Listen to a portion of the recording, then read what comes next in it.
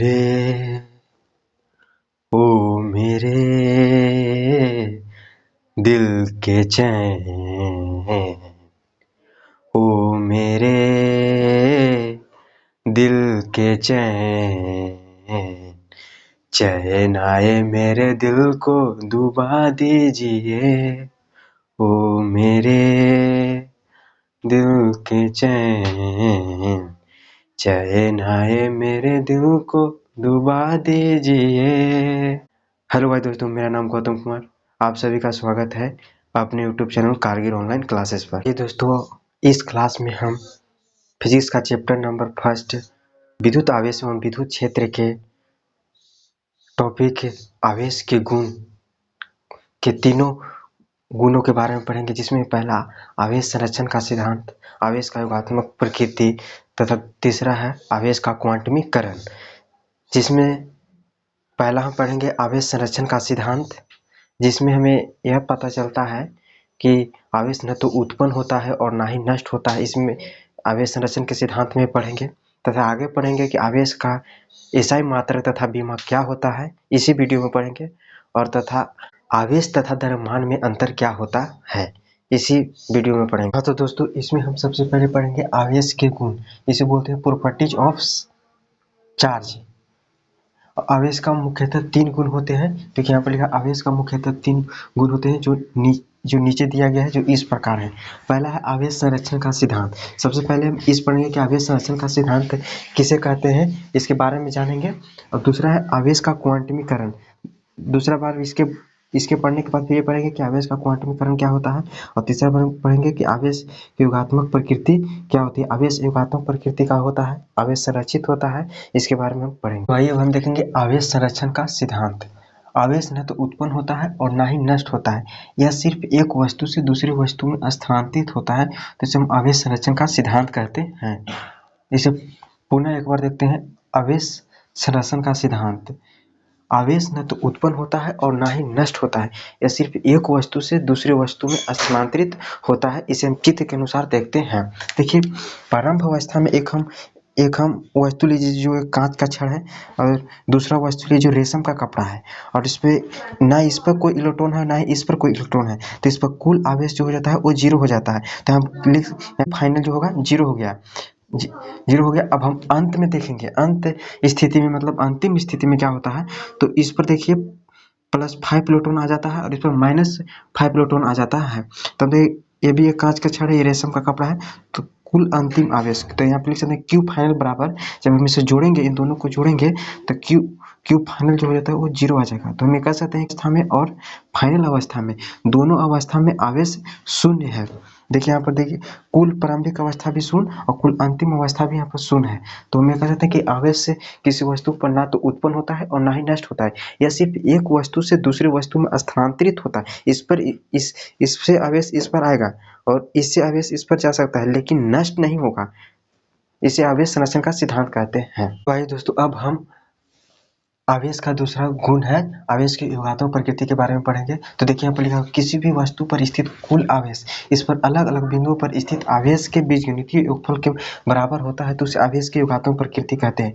इसे फिर से देखते हैं, आवेश की योगात्मक प्रकृति, ये परिभाषा 2 नंबर में पूछा जाता है। आवेश की योगात्मक प्रकृति वहाँ पर लिखा जाएगा, बोला जाएगा प्रश्न में कि आवेश के योगात्मक प्रकृति से आप क्या समझते हैं। तो हम उसे डर देकर लिखेंगे कि किसी भी वस्तु पर स्थित कुल आवेश इस पर अलग अलग बिंदुओं पर स्थित आवेश के बीजगणितीय योगफल के बराबर होता है, तो उस आवेश का योगात्मक प्रकृति कही जाती है। इसे मैं चित्र के अनुसार समझेंगे। मान लीजिए कोई वस्तु है, यह एक कोई वस्तु है इस पर जो कुल आवेश स्थित होगा, इसके अंदर अलग अलग बिंदुओं पर स्थित आवेश के बीजगणितीय योगफल के बराबर हो जाएगा।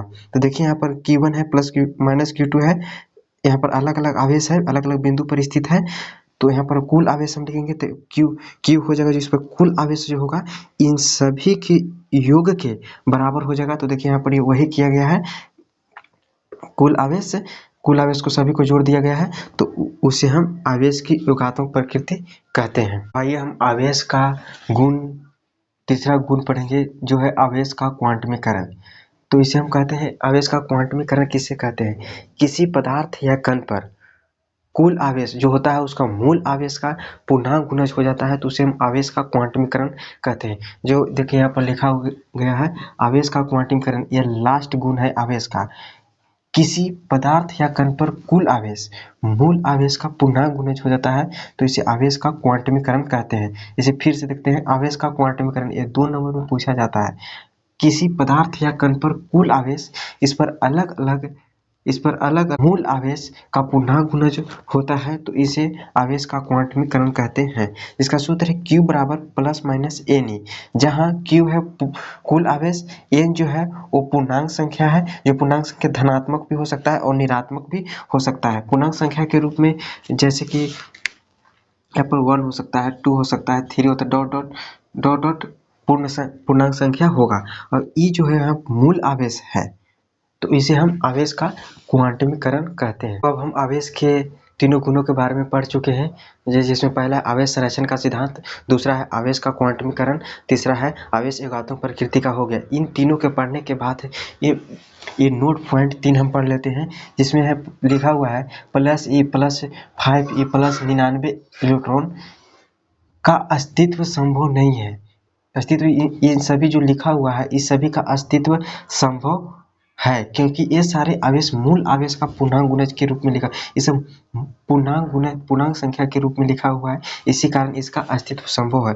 अब दूसरा नोट पॉइंट लिखा हुआ है, ये सभी जो लिखा हुआ है कोई बटा के रूप में है, कोई दशमलव के रूप में है, तो इसका अस्तित्व संभव नहीं है, क्योंकि ये पूर्णांक संख्या के रूप में नहीं लिखा हुआ है, इसी कारण इसका अस्तित्व संभव नहीं होगा। जब भी लिखा जाएगा आवेश तो पूर्णांक संख्या के रूप में लिखा जाएगा, क्योंकि हम आवेश का एक गुण होता है आवेश का क्वांटमीकरण, इसी कारण। अब देखिए तीसरा नोट है आवेश एक अदिश राशि होता है, तो आवेश एक अदिश राशि होते हैं। ये अब हम देखते हैं आवेश का एसआई मात्रक तथा बीमा।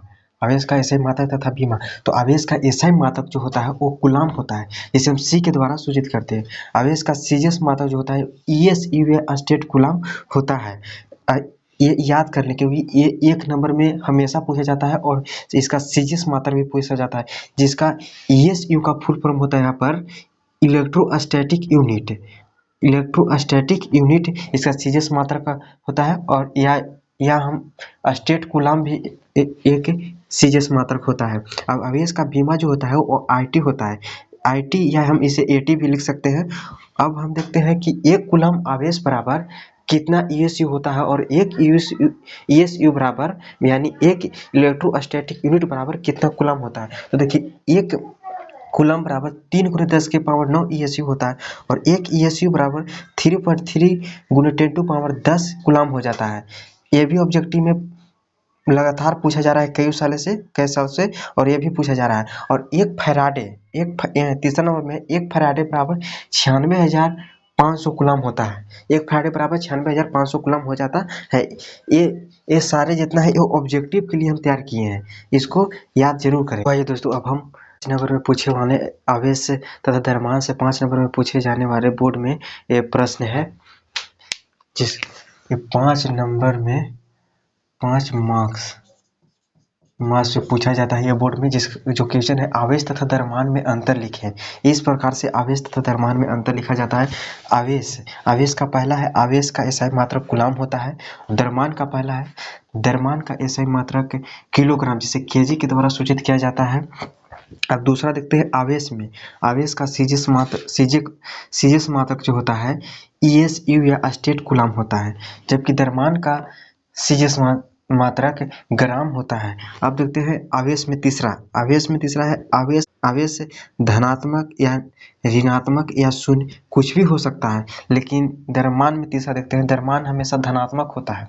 अब देखते हैं आवेश में चौथा, आवेश के बीच लगने वाला बल आकर्षण का बल या प्रतिकर्षण का बल होता है, और जबकि द्रव्यमान में किसी वस्तु के द्रव्यमान के कारण जब उसमें बल लगेगा तो यह आकर्षण का बल होगा और गुरुत्वाकर्षण का बल हो जाएगा। ये चौथा हो गया। अब पांचवा देखते हैं आवेश में किसी वस्तु का आवेश वेग पर निर्भर नहीं करता है, और द्रव्यमान में होता है किसी वस्तु का जो द्रव्यमान होता है वो वेग पर निर्भर करता है।